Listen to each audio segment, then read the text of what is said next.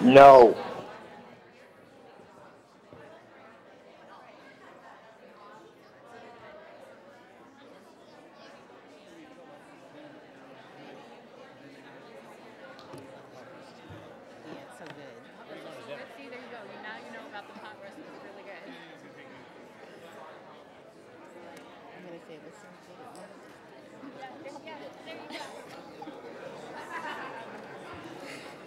Loves the feedback. Good. How were the pork chops? Did you have it with the apple chutney? I didn't know. Okay. But it was really good. Pledge leaders here.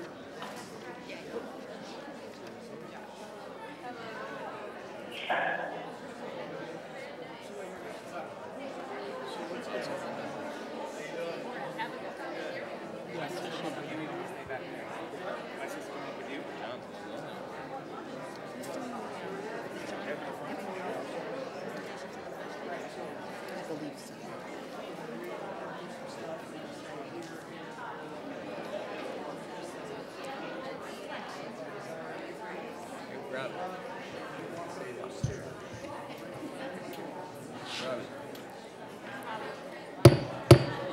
Okay, we'll come to order now.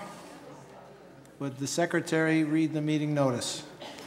The Board of Directors of the School District of the City of Erie, PA will meet in regular session on Wednesday, October 17th, 2018, in the auditorium at East Middle School, 1001 Atkins Street, at 6 p.m. by request of the President, Frank Petrunger, Jr.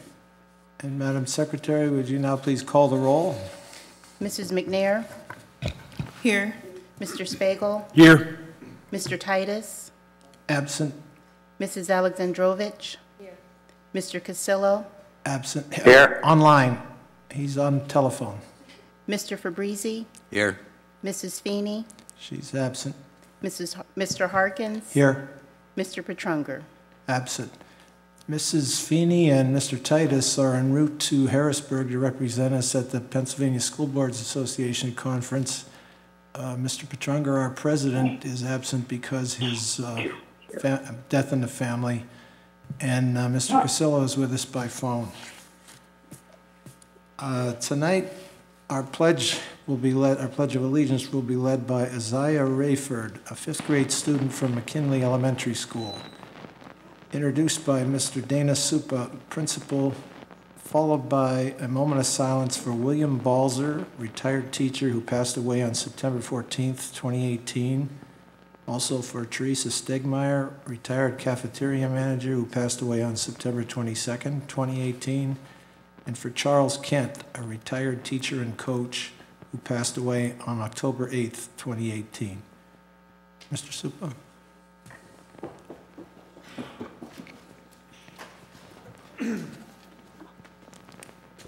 Good evening, everyone. Thank you so much for having us this evening. Tonight I have the distinct pleasure and honor to introduce Ms. Isaiah Rayford from McKinley Elementary. She's a fifth grader in Mr. Millamacey's class. She's accompanied by her father, Aaron Sr., and her mother, Savon Rayford. She's got a sister, Ariana, who's 19 years old. She's an Erie High School graduate of the first class. Zaria, 17 years old. She's currently at Erie High. Aaron Jr., who is 12 years old, and he's at Wilson in 7th grade. He's also a McKinley product. So when I asked Isaiah what she liked most about school, I got a really cool answer. She said, I really like language arts, and I like our new pilot program that we're doing, the CKLA program, which is Core Knowledge Language Arts. And I asked her why. And she said, because I feel, and these are her exact words, I feel like we're more engaged in writing and history and reading about biographies of people who had overcome adversity. She's an AB student. She's a classroom leader. She does track at the Booker T. Washington Center, and she plays basketball with her brother as part of her personal interests. Isaiah is a lifelong McKinley student who is a perfect example of a McKinley Mariner. I've had the honor of seeing her from kindergarten all the way through, along with her brother Aaron, and I've gotten to know her and her family very well. As for the future, Isaiah wants to go to Collegiate Academy, then on to college at Mercyhurst. She specified that already. And then she wants to go to law school to become a lawyer. So at this time, Isaiah Rayford.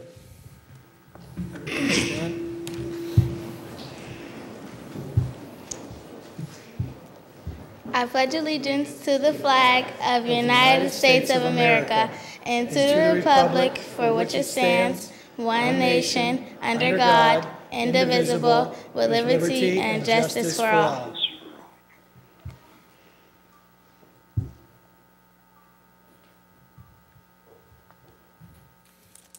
Si, would you come over here and shake hands with each of us? We'd love to have the honor of doing that with you.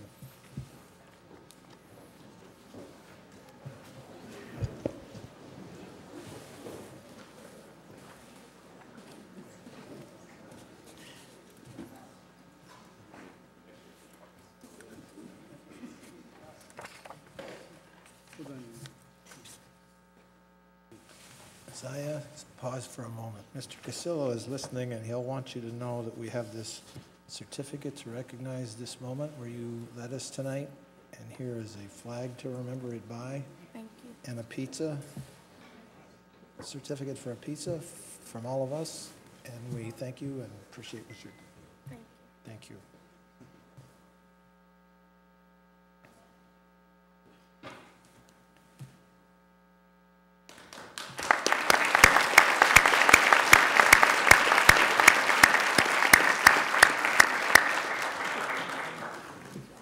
Ms. Doreen Petrie, a teacher at Northwest Pennsylvania Collegiate Academy, will now give us a PowerPoint presentation on school gardens. Ms. Petrie.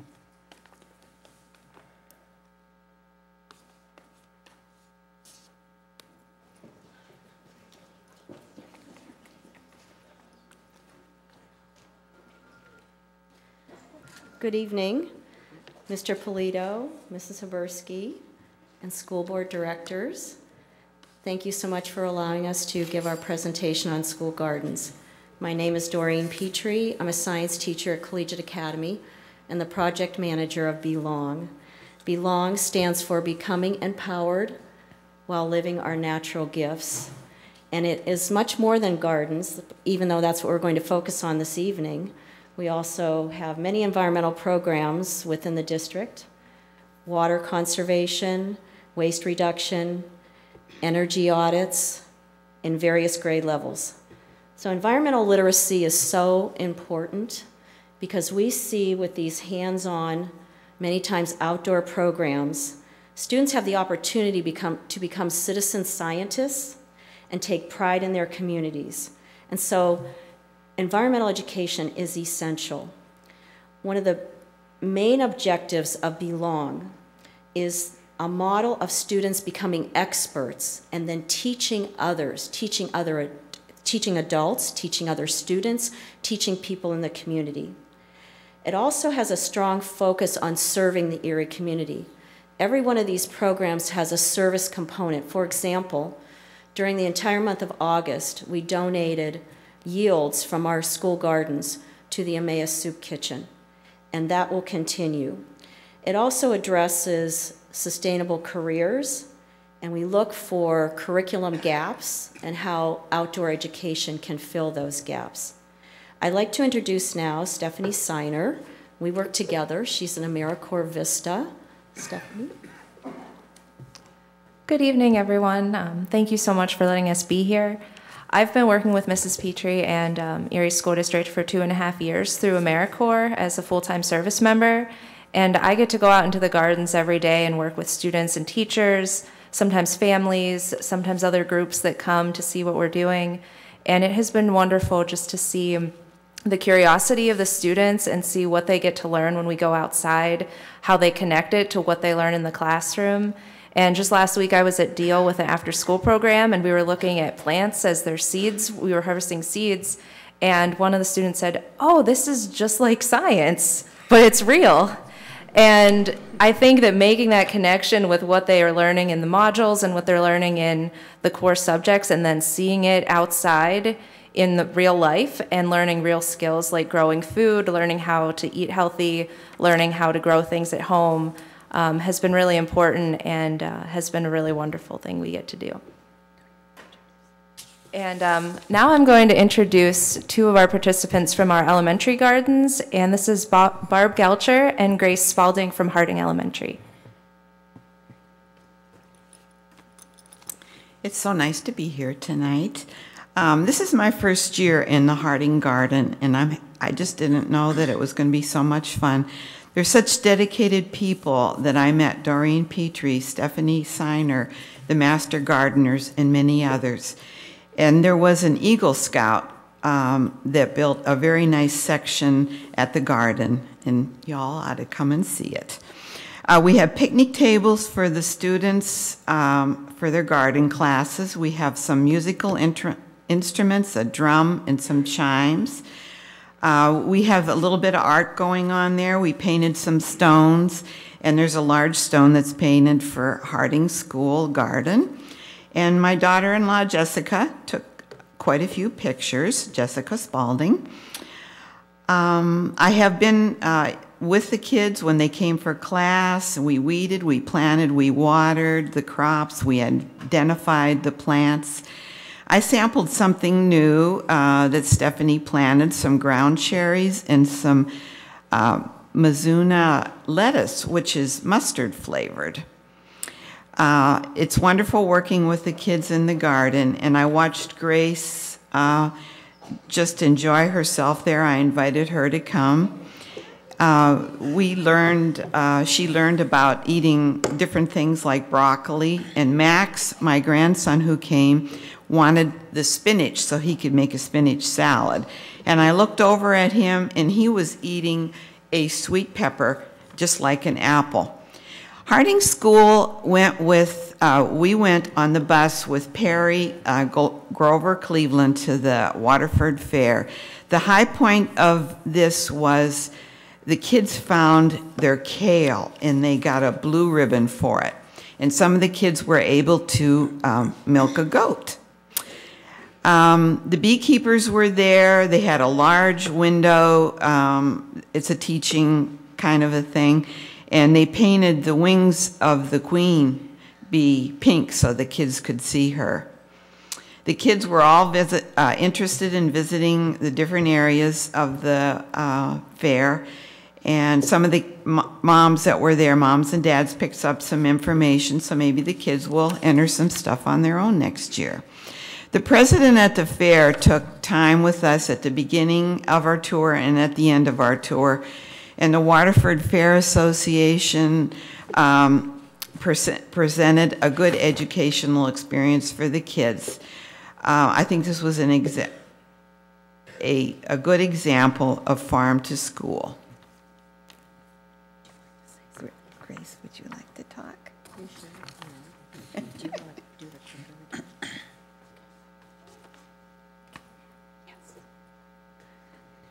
Thank you, Barb. I'd like to introduce Amanda Vicky. She's a family and consumer science teacher at Wilson Middle School, and Sky Rogers and Annabelle Aldridge, members of their green team.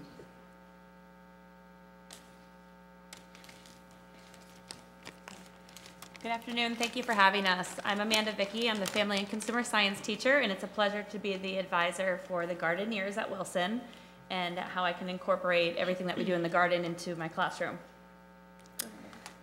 Good evening. My name is Sky Rogers. Hello, my name is Annabelle Aldridge. And Wilson is my first garden I have ever been to. I started in 6th grade, my first year there. And the garden has really made me happier. I get excited every time we have a meeting, like, what are we going to grow this year? What's going to be harvested today? And it helps building teamworking skills because everybody needs a job, thinking who's going to do the compost, who's going to plant seeds, who's going to water. everyone gets acquaintance with different kinds of plants and weeds that we can find all over. Wilson's Gardening Club is also my first experience with gardening. Before Wilson's Gardening Club, I haven't really had much experience with gardening at all, so this is a good experience for me and peers around me. The gardening club has helped me build a good work ethic, and I'm becoming more familiarized with working with my peers and other students, etc. The garden clubs help me. I have gained a knowledge that I can share with my friends and family. When I go home, sometimes I bring home different fruits or vegetables that I've gotten from the garden that my family might not know about. And I get to teach them about what it is. And some weeds that you can find in your own backyard are edible. And I like to find those and have them try them and teach them all about different edible stuff that you can find right in your own backyard and all around the neighborhood. I've gained knowledge from the Wilson Gardening Club. For example, I brought home a tomato plant one day, and I used prior knowledge and tips from the gardening club helping me taking care of it. I started growing plants in my backyard, and gardening is now a productive hobby of mine. The garden also, it gives everybody knowledge. Everybody who joins it or even comes for one meeting gains more knowledge than most people have about gardening and plants and all of that outside. It helps us all build teamwork more that we've had from class and stuff. And also, you get to go outside more often. It helps you eat healthier because what you grow in the garden, you want to try rather than just watch it grow and then give it to somebody else. You also want to know what it is yourself. So you eat healthier, and it's a great way to give back to the community. Outside of school, my mom even has a garden of her own, and I now enjoy helping out with my garden along with her. This new hobby gives me experience in gardening and helps me connect with my parents and family. I'm excited to learn new tactics on how to properly take care of crops. It feels good to give back to my community, and the gardening club gives us advantages that not many other extracurricular activities get to experience. Gardening club gives me something to look forward to every month. I'm excited to, come to the meetings, see all the other gardeners, and watch our crops' growth and progression.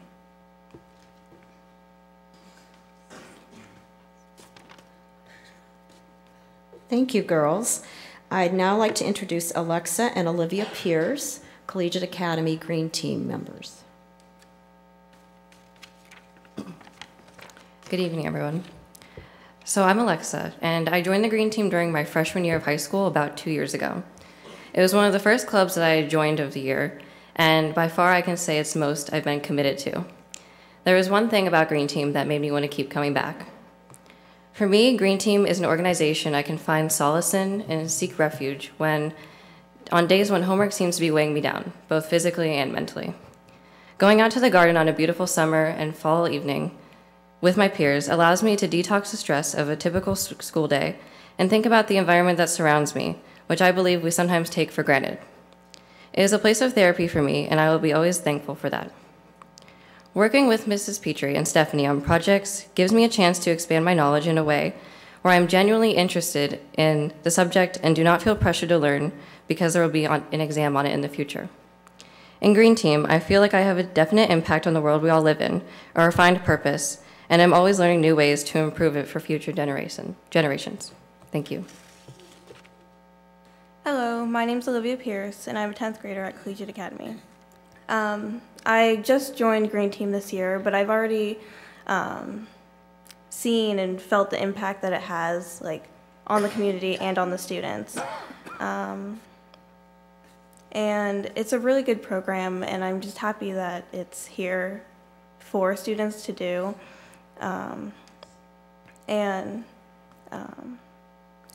It teaches us more things that you would even learn about the environment and your whole life. So, and I'm happy that it's a program, and it's already achieved so much. So, and I've believe that it's going to achieve more for the environment and our community. Thank you.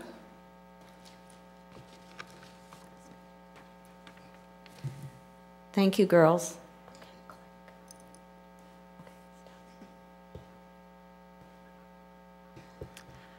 Well, one of the reasons we're here tonight is because our programs have been moving from just occasional going out to the garden or after school programs into something that we really want to enhance the curriculum and to offer some things that very few school districts have.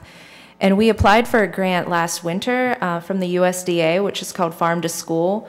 And it is a nationwide program that brings local foods into school districts and childcare facilities, and paired with education in careers and in nutrition and in gardening, and really tries to cover every way that food and food systems could affect students and families. And we were awarded the grant this year in June, which was very exciting for us. It was awarded to Erie School District. And so now we're working for a year with that grant funding to create a strategic action plan for how we could implement Farm to School in Erie. And we've already done quite a few activities as part of that. We're meeting with a leadership team. We're going to Buffalo to look at their program and see what we could implement here. We're looking at curriculum, and we're looking at ways that we could tie in the goals of Erie School District with the goals of Farm to School to ultimately offer more food options to our students and more education options to them. And finally, and I'll just mention that we are they awarded the USDA this past year 73 grants all over the country.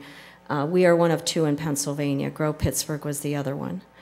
So since when we install a garden in the spring of 2019 at Strong Vincent, every school will have a garden. And of course, Erie High has the landscape and horticulture programs. And so we've started just beginning the idea of a K-12 or even pre-K-12 horticulture pathway. And the ideal situation would be that every student in every school every year would have some type of touch or experience in the gardens, because we have these at all the schools. And I will just tell you a quick little story. I was at Lincoln this afternoon in the Gears program. We were pulling out the plants, getting the garden ready for winter, and one of the girls who's in 5th grade said, "But I won't have a garden next year." And the teacher said to her, "Well, where are you going?" And she said, "Wilson." And we said, "Yep, there's a garden there, because there's a garden at every school." So this is a pathway that we're hoping to look at and build on what we've already established. So thank you all for your time. Appreciate it. Thank you.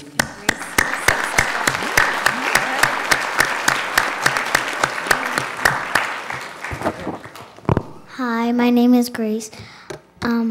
My favorite part about the garden was spending time with my Grammy and planting radishes. And once I picked them, and once I picked them, I went home and I tried them, but I didn't care for them because they weren't very good. All right. Thank you, Grace. Good job. Thank you. Took her all that time to get up that nerve.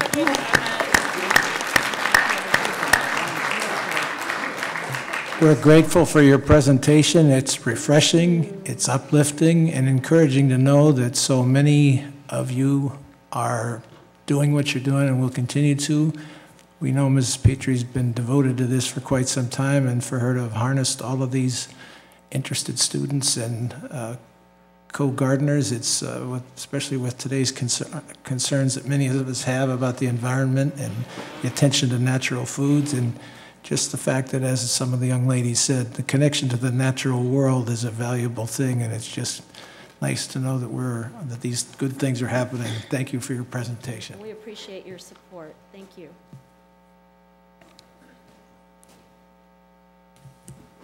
Next, Miss Ann Silverthorne has a presentation for us on William E. DeMaurier, Erie's forgotten educator and servant leader. Ms. Silverthorne.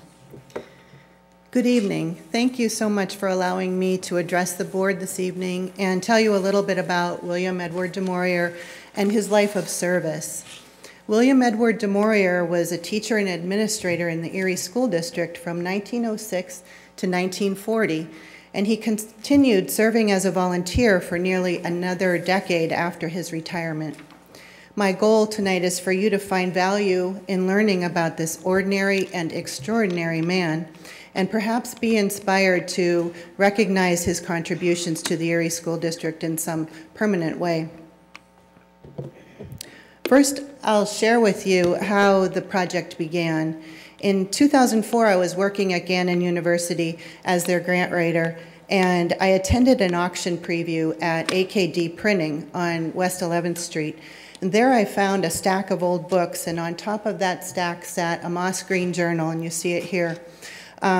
Inside was written, "This book belongs to W.E. DeMaurier," and it also offered a reward, so I knew it must have been important to its owner. Inside I found original handwritten poetry written nearly 70 years before. The verses were sophisticated and about unusual topics like steel, and you'll find that poem and a few others on the handout. Several days later, in a dramatic bid against one other woman, the journal and the entire book pile of books that it sat on was mine for a grand total of $7.50.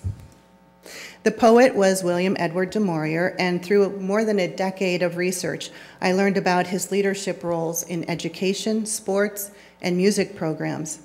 Reviewing my findings chronologically, connections were made, and a basic thesis statement was born. And that is, service to others is worthwhile, even if unrecognized. William never received much recognition during his life or after his death, but his influence stretches around the globe and across centuries. From this, it's clear that immediate reward does not always make one's life meaningful. William's life fits closely that described by Robert K. Greenleaf as a servant leader, one who starts with the desire to serve and then becomes a leader rather than the opposite. William Edward DeMaurier was born on August 30th, 1871 in Afton, New York, which is about 75 miles north of Scranton, Pennsylvania. His name has French origins, and over a couple of hundred years, it underwent some nonsensical variations. And even though it was spelled D-I-M-O-R-I-E-R, everyone pronounced it Demery. William wrote, "This foolish thing has been a great troublemaker, for so few can spell it and fewer can pronounce it. Today, most owners of the name pronounce it either as DeMaurier or DeMaurier, and I've taken to pronouncing it just as written." William came from a farming family, and his mother had been a school teacher before she was married. In the early days, William taught in a one-room schoolhouse, even though he had not yet earned his high school diploma. He started also developing quite a reputation as a Baptist preacher. But he finally graduated from high school at the age of 25, and then he entered Colgate University in 1899. He quickly established himself as a student leader there. In 1903, he graduated from Colgate University with a degree in English at the age of 31. He then taught in upstate New York for 3 years, and during that time, he jotted down his desire for humility and unselfishness, and those words sustained him for his entire life. In 1906, William came to Erie, and he rented a room on West 6th Street. He would never own a home of his own. His first contract as head of the English department at Erie High was for $1,007, which would be about $28,000 today. Erie High, which was built in 1891 at 10th and Sassafras, was severely overcrowded. It contained both a high school, headed by John C. Deal, and a grammar school run by Charlotte Lucci. William served as treasurer of the school's athletic association, and he also advised the debate team and the yearbook staff. The Erie High yearbooks indicate that he possessed a dry sense of humor, and he was called by the nickname Demi. In those years, there had been some unsuccessful efforts to find funding for an athletic field. And in 1912, an Erie High yearbook article stated that William was working hard with a committee of prominent businessmen to gain funding for the project. The school board also appropriated funds, and the students were challenged to match its contribution. William led the fundraising for the field and helped to source the land, 10 acres of land at 24th and Cranberry, also negotiating its acquisition. In the spring of 1914, the athletic field was ready for use by the track team, and then the baseball diamond and football field were also completed. It would eventually be renamed Ainsworth Field. In 1914, the west side of the athletic field was complete, and here is an image that shows the original plans. The building committee, which included William DeMaurier, designed the west side for a grandstand, baseball, football, track facilities, and tennis courts. The center was reserved for lawn sports, a plaza, a recreation pavilion, lockers, and a pool. And the east side was reserved for boys and girls gymnasiums, croquet, volleyball, handball, and ice hockey. In 1922, the school board, still dealing with severe overcrowding, approved plans for a new school to be built on the east side of the athletic field. And today, the property consists of Ainsworth Field, defunct tennis courts, and a decommissioned school building. The problem with this is that those who contributed to the athletic field fund shared a vision that never fully materialized. So what if it were possible to restore the area to something like its original plans? With fundraising, corporate sponsorships, and foundation, corporation, and government grants, it could be possible. Well, in 1914, William initiated a project at Erie High which resembled the well-known K-12 newspapers and education program. And in 1916, while facing severe overcrowding, William and Principal John Deal were concerned with the dropout rate. So they developed an attendance campaign, which resulted in record enrollment increases, making a strong case for a new high school. Although William was no stranger to servant leadership by this time, he would embody that role during his years at Academy High. In 1919, he was promoted to a counselor role and then assistant principal at the new high school. While at Academy, William served as vice president of Erie Associated Charities, an organization directed by prominent businessmen and civic leaders. He also funded a scholarship for a young boy in China who grew up to be an educator just like himself. William was also a patron of the arts. It was through him that choir legends Morton Luvas and Abed Pop Grender were hired at Academy. William served as business manager for the choir, which became nationally known, performing at World's Fairs, on national radio, and even at the White House. He also petitioned the school board for more band program funding. William served as director of PIAA and as Academy's athletic director. As such, he sometimes found himself in the middle of conflicts, such as teams in the district displaying poor sportsmanship or using overage players. In 1927, William arranged a series of football games between Academy and a high school in Atlanta, Georgia. John Carney, who was the author of Saga of Erie Sports, credited William for the event, which was one of the first intersectional scholastic games ever played in this country. According to John Carney, William helped to establish the Academy football team's formidable reputation. He wrote that Demi should always be remembered as the man who put Erie sports on the map. At a November 1922 school board meeting, a citizens committee was approved to raise funds for the construction of a stadium at Academy High School. This is often written about as the beginning of the stadium project, but there's empirical evidence that William was at work with it as early as 1919. Many fundraising events followed, and numerous local organizations contributed, including the Service Star Mothers, whose children had served or died in the World War. They asked that the stadium be dedicated as a memorial to those who had made the ultimate sacrifice. So on November 11th, 1924, Veterans Memorial Stadium was dedicated. Armistice Day was a fitting occasion for the dedication of a monument to those who fought in the World War. In front of 15,000 people, after inspiring speeches by civic and military leaders, East beat Central 21-0. That year, the Academy Yearbook was dedicated to William for his work on the stadium project. The tribute included the following: "There are grave doubts that this ambition would have been fulfilled if he had not taken the initiative." The stadium has undergone renovations over the years, and now, although it only seats 10,000 people instead of 15,000, it reigns as the largest structure for gathering spectators in Erie.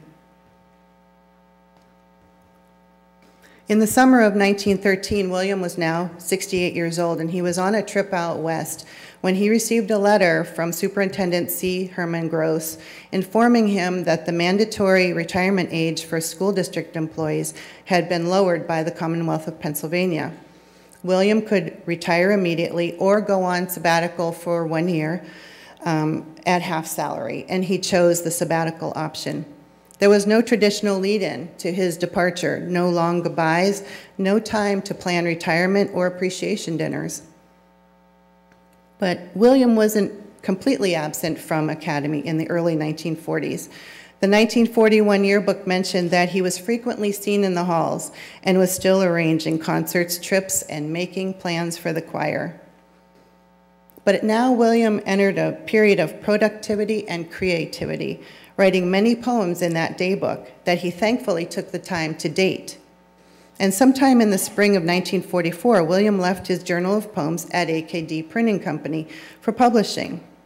Did it fall behind a filing cabinet? It's unlikely that he would have forgotten to retrieve it. Inside the front cover, under his name and address, he had offered a reward for its return. But if that loss had not occurred, he might have been forever forgotten in history. William had selected approximately 70 of his poems for inclusion in Rhymes and Some Reason, and you see the book there. Superintendent C. Herman Gross wrote the preface, stating that William had been a devoted teacher and administrator who went beyond his normal duties. In 1944, William heard that the Erie School District was seeking a counselor for Academy. He wrote to the superintendent offering to do the job for free. He cited his years of experience, and he said, "My head may not be very good, but my heart is in it." Also in 1944, William was mentioned in the Academy Yearbook as the father of the choir. Although the war had limited the choir's travel, William was still involved as its business manager. But by 1948, the days William spent in Afton, New York, far outweighed those spent in Erie. In fact, the 1948 yearbook contains no references at all to William. In an undated letter to the superintendent, William wrote in barely legible cursive, slanted on the page, "At this time each year I still long to get back, but time says no. I hope the choir exists in heaven and that I may be appointed to manage it and take it to the various stars for concerts. Have I overdone this grand statement? Am I foolish in thinking as I do about it?" Well, on July 14th, 1951, William suffered a cerebral hemorrhage and entered Afton Hospital, and then he passed away on July 10th, 1951, at the age of 79. The fact that both Ainsworth Field and Veterans Stadium have endured for so many years is a testament to the value of both of those projects. John Carney wrote in the Saga of Erie Sports that there should be a Hall of Fame for Erie sports and suggested William's name to be included. Today, the Metropolitan Erie chapter of the Pennsylvania Sports Hall of Fame exists, but does not include William's name. However, I recently joined the organization and I have nominated him. Perhaps even more important than the sports and structures was William's far-reaching effect on the people he influenced during his lifetime. There were the many students he taught and counseled, and the many hearts inspired during his preaching days. There were many more that we will never be aware of, but that's the same with any of us. We will never know if the smallest kindness we show to a person we simply pass on the street will make that person's life better, and thereby have a ripple effect that could eventually travel around the globe. William devoted his life to service, but why didn't he receive more recognition? Why was his name never applied to any building or program? Well, in an essay, Robert K. Greenleaf, a retired AT&T executive, wrote, "The servant leader is servant first. It begins with the natural feeling that one wants to serve first. Then conscious choice brings one to aspire to lead." When I first started working on the Du Maurier project, I had an uncomfortable feeling that William would not have wanted me to call attention to himself. But when it became clear that his life of service could inspire others to do the same, I had a sense that he would approve. So I thank you very much for your time. I hope that this short presentation has inspired you to learn more about William E. Du Maurier. Perhaps you'll consider recognizing his accomplishments in some way, not just for him, but for the students and adults who might be inspired to offer their time and talents as leaders. And you can find the complete presentation, which is about an hour long, on YouTube, and much more about his life on my website.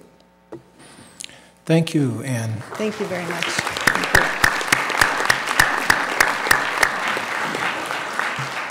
It's enlightening to learn how the problems that we face today aren't brand new, and that there were people who stepped up and did work to address them, and successfully. And I think one of the important things that you stressed here is his being a servant leader. Today, there's plenty of people who lead and want to lead, but that's what they want to do, is lead and tell people what to do and bully people around. But this, as you just said, according to Robert Greenleaf, seek to be a servant first, and then after that, the desire to lead will find its way to you. Just the poetry aspect, I happen to have read a couple of these, and I've read my share of poems over the years, and as often as not, I get tuned out right away, and I don't know what the poet is talking about, but for some reason I found this guy very engaging to me.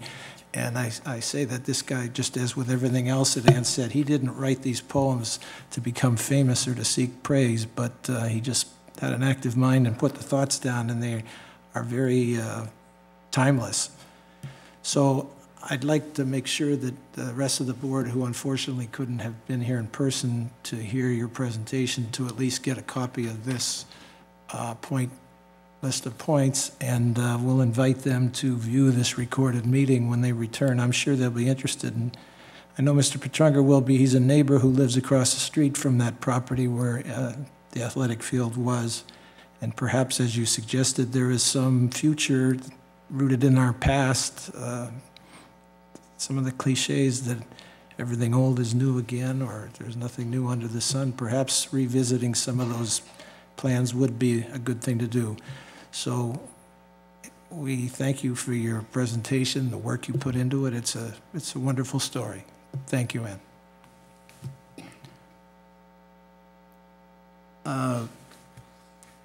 Abigail Adams is a senior at Collegiate Academy, and she has served as the Vice President of Student Senate for her freshman, sophomore, and senior year.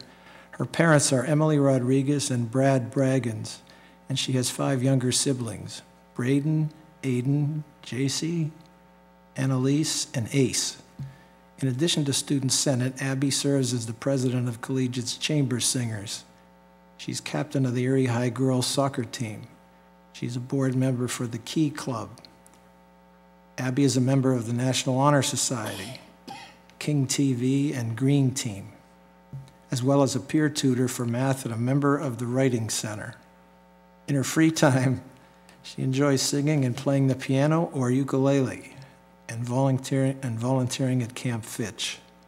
In the future, Abby hopes to travel and become fluent in Spanish while studying to become a physician's assistant.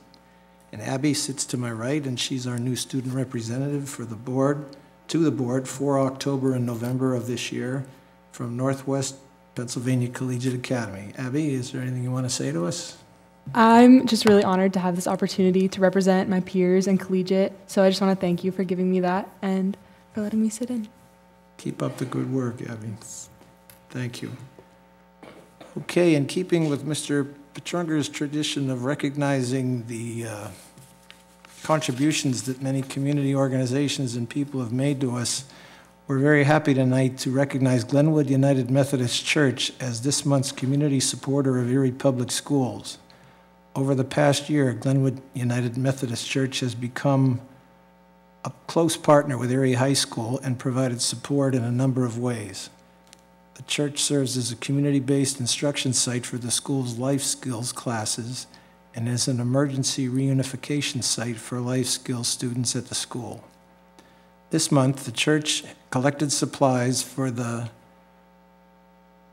life skills classes at Erie High from a wish list provided by teacher Denise Kinzig.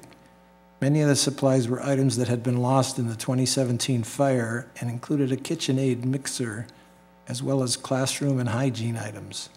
On behalf of the students, teachers at Erie High, the board would like to thank, and now thanks, Glenwood United Methodist Church. And I'd ask Pastor Matt Judd to come forward to the stage and accept this recognition and a plaque from us. Pastor Judd.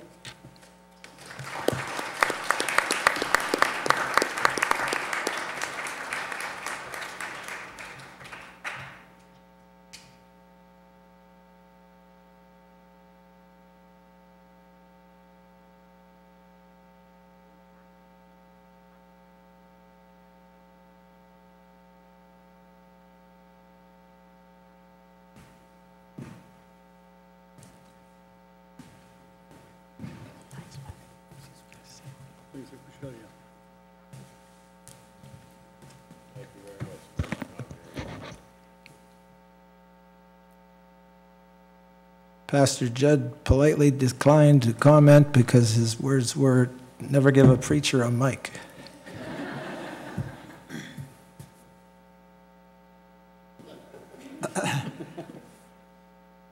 Okay, the board met in executive session on Wednesday, October 10th, 2018, in Conference Room 3 at the Dr. James E. Barker Leadership Center, 148 West 21st Street, from 6:24 p.m. to 6:43 p.m. regarding personnel matters. And again this evening, Wednesday, October 17, 2018, in the library at East Middle School from 5:14 p.m. to 5:43 p.m. regarding legal, personnel, and real estate matters. Next, we'll have the report of the superintendent presented by Mr. Brian Polito. Mr. Polito. Thank you. All 8th graders from Wilson, Strong Vincent, and East will be visiting Erie High this Friday for a tour of the Career and Tech Labs and Magnet programs. Just a reminder that there'll be no school for Erie High School students only on Friday to make room for the 8th grade students. We hope that our middle school students and their families will also attend Erie High's open house next Thursday evening from 5 to 6:30. And Erie High will also be hosting a college fair on October 30th, and both high schools will be participating in FAFSA week during the week of October 29th. In addition to coordinating 8th grade visits to Erie High, our middle schools are also busy this month making sure students and families are aware of the new middle school STEM certification program that's now available at all 3 schools. This pathway can begin in the 6th or 7th grade, and requirements must be completed by 8th grade. In keeping with the National Farm to School Month, Grover Cleveland recently opened its new outdoor classroom and garden, and Joanna Connell unveiled its pollinator garden. Joanna Connell was also one of 4 finalists for How Cool Is Your School program. Please visit the district's Facebook page and vote to help them win the grand prize. And finally, Ms. Habursky and I are looking forward to attending the PTA convention in Erie this weekend. We want to congratulate Ms. Kelly Heberly from Strong Vincent Middle School, who will receive the PTA Volunteer of the Year Award. Congratulations, Kelly.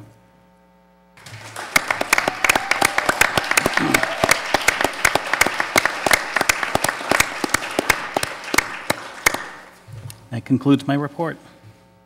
Any questions, comments from the board? If not, may we have a motion to accept the report of the superintendent? So be it. So moved. Second. Moved by Mr. Spagel, seconded by Mr. Cassillo. All those in favor signify by saying aye. Aye. Aye. Aye. Report is accepted. Next, we have hearing of citizens. Persons desiring to speak for 5 minutes must submit their request in writing to the Secretary's office at least 1 week prior to the board meeting. All others may speak for 3 minutes. Only one speaker. Okay, we'll put that on hold for just a moment. We have the Stair Climber Award presentation next.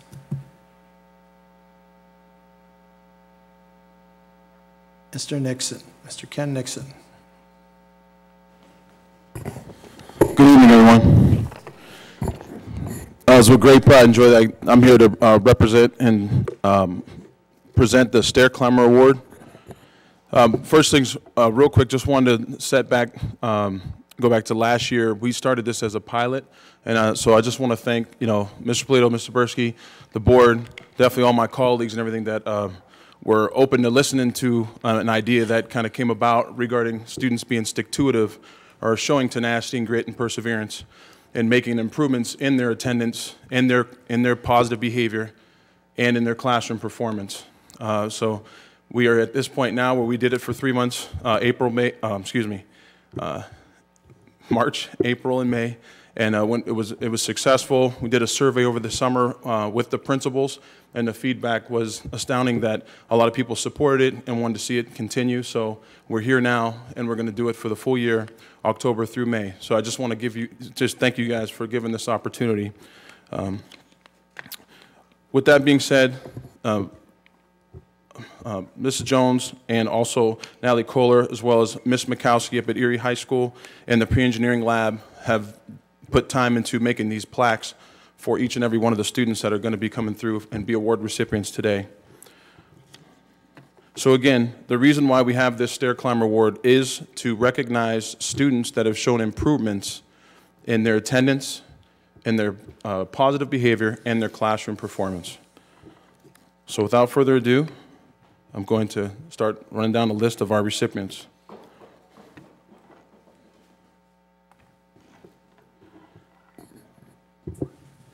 An 11th grader from Erie High School, Alex has been exhibiting a newfound respect for staff and his fellow students.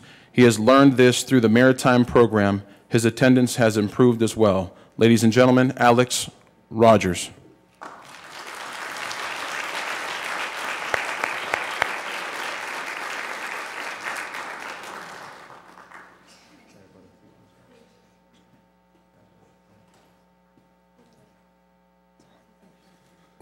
Sorry, quick details. I apologize. So all the Stair Climber nominees, if you'd please just come down towards me. Ms. Daria Devlin will have a plaque for you, and you're going to step onto the stage, get a quick picture. We'll do a whole group picture with all the board behind you. Then afterwards, I'm asking all students and their parents to head directly out to the lobby, and we'll do an individual school photo with their administrator. Sorry, I didn't say that sooner. This is an 8th grader from East Middle School. His behavior has greatly improved from last year. He has no referrals at all this school year. Amari Smalls.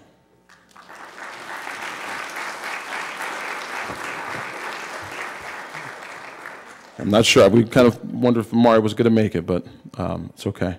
8th grader at Strong Vincent Middle School. Outstanding course performance, great behavior, exhibiting leadership in all areas. Kiana Parker.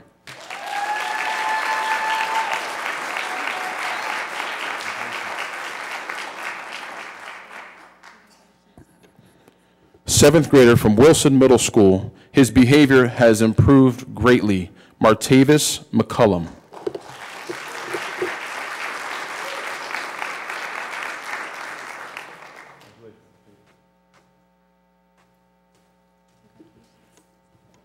First grader from Grover, Cleveland. This young man's behavior has greatly improved since last year. Tobias Thornton.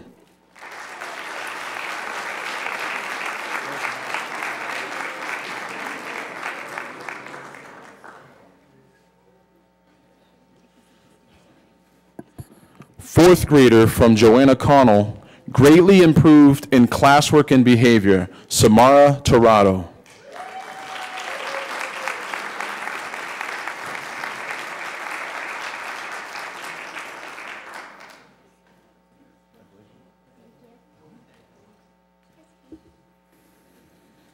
Fourth grader from Deal Elementary, Miss Aiden has increased her fluency on dibbles and grown into a leader in the classroom. Kamar Aiden.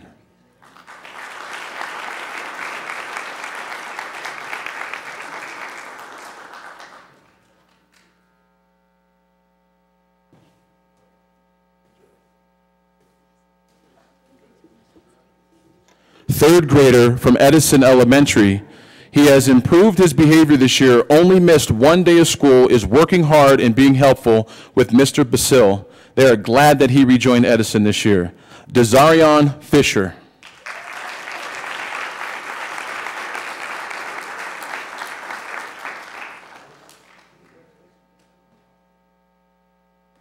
Good handshake, man. Fifth grader from Harding Elementary. Teachers have noticed a significant change in behavior and grades since last year. Is setting goals for himself and taking responsibility for his choices. Amir Jones.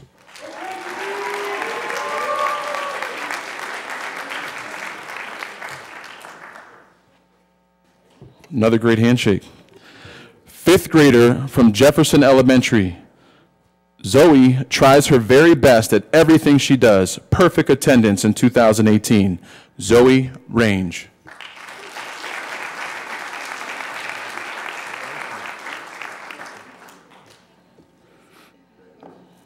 Fifth grader from Lincoln Elementary. His behavior has improved greatly from all of his years in the Erie School District. Richard Steele.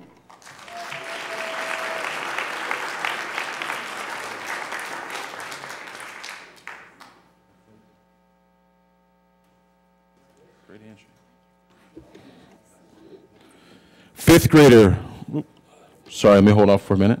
Fourth grader from Perry Elementary. Jaden has made significant strides in improving her attendance, being on time daily and not missing a day of school yet this year.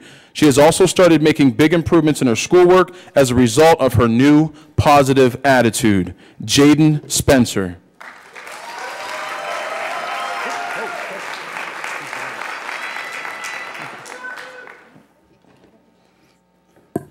Fourth grader from Piper Burley. Marquise has been showing perseverance in building stamina. He has been working really hard to stay focused on his work and asking questions when he's getting frustrated or doesn't understand the task at hand. Marquise Butts.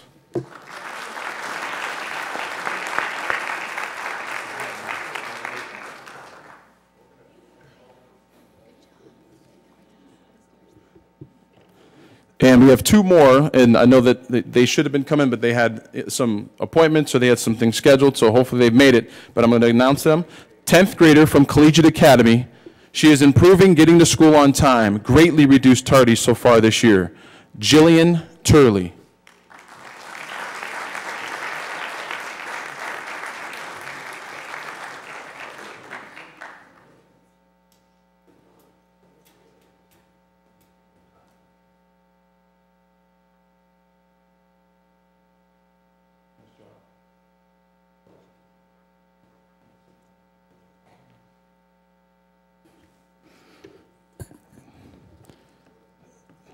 Fifth grader from McKinley.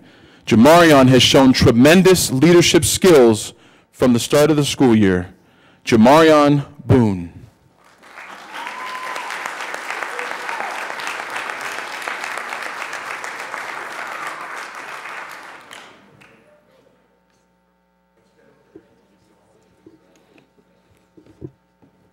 Ladies and gentlemen, our 2018, October 2018 Stick-to-Itive Stair Climbers.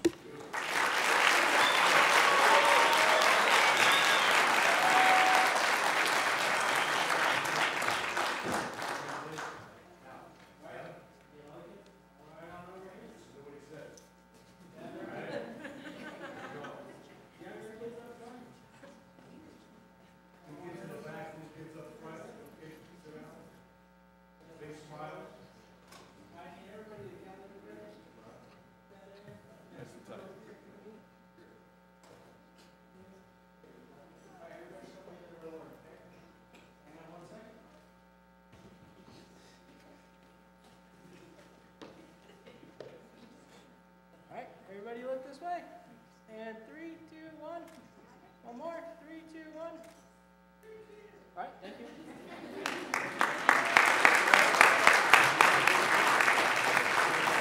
you. Meet all the families and parents in the lobby. Thank you.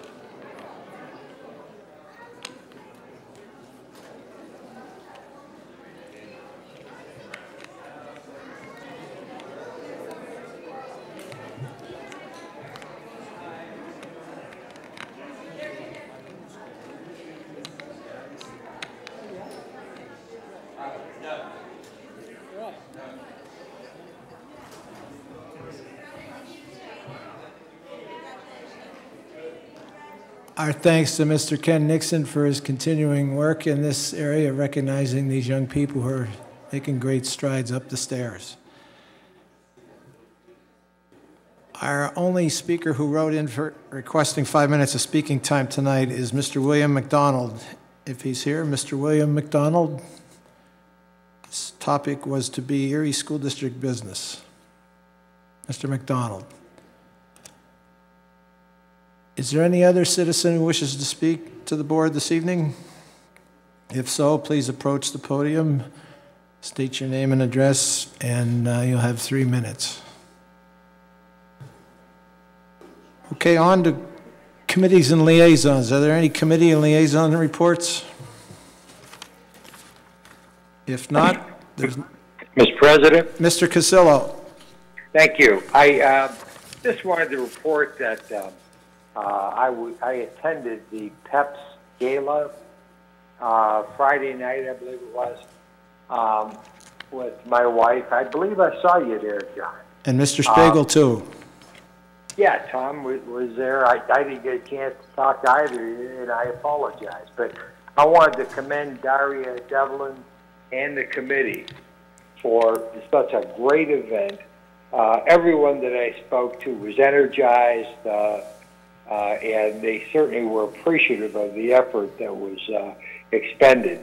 As we all know, PEPS is a leader in helping Erie School District financially, as well as being very supportive of our efforts. And Daria did a wonderful job emceeing the event. I think she missed her calling, but I wanted to just say that I did attend to it, and I want to thank everyone that the entire committee from the PEPS program. That's all. Thank you, Mr. Casillo, and I agree with you, and I'm sure Mr. Spiegel did too. It was a very nice, uplifting, enjoyable evening, and so many people with so much enthusiasm in the community that aren't just district people. That's correct. Thank you. Do we have a motion to accept the committee report? So be it.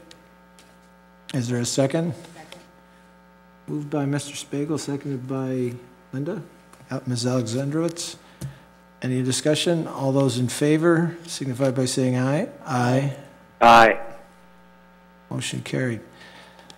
No unfinished business before us this evening. We have, however, new business and supplemental new business. May we have an all-inclusive motion to approve the new business before us and the supplemental along with it? So be it. Moved by Mr. Spiegel. Second. Seconded by Mr. Casillo. Any discussion? Roll call. Mrs. McNair, Mr. Spiegel. Yes. Mrs. Alexandrovich, Mr. Casillo, Yes. Mr. Fabrizi, Yes. Mr. Harkins. Yes. Next is the approval of minutes for the meeting of September 12th, 2018, as attached electronically to the agenda. May we have a motion? Moved. Who was that, Mr. Fabrizi? Second. Bob.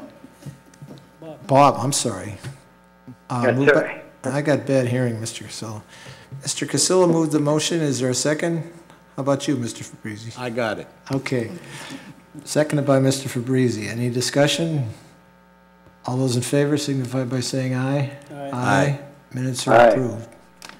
Okay, next, we have the bills and payroll for approval. May we have a motion to pay them? And they include the schedule for bills October of 2018, an investment summary, and non-major proprietary funds for September 2018 as attached electronically to the agenda. May we So have- moved. Moved by Mr. Cassillo. Second. Seconded by Mr. Spiegel. Any discussion? Roll call. Mrs. McNair? Mr. Spiegel? Yes.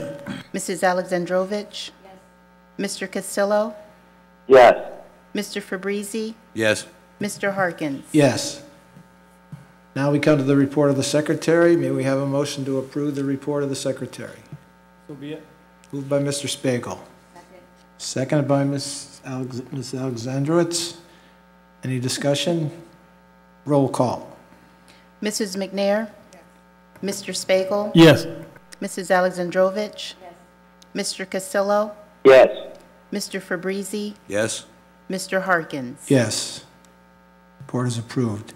Next, in award on bids, we have a bid for a snow plowing contract to Empire Snow Management Incorporated for the 2018-19 school year, the 2019-20 school year, and the 2020-2021 school years. Do we have a motion to award that bid?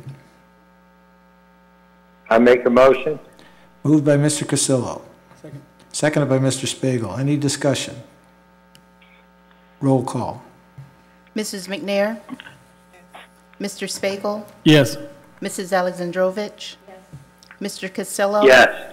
Mr. Fabrizi? Yes. Mr. Harkins? Yes.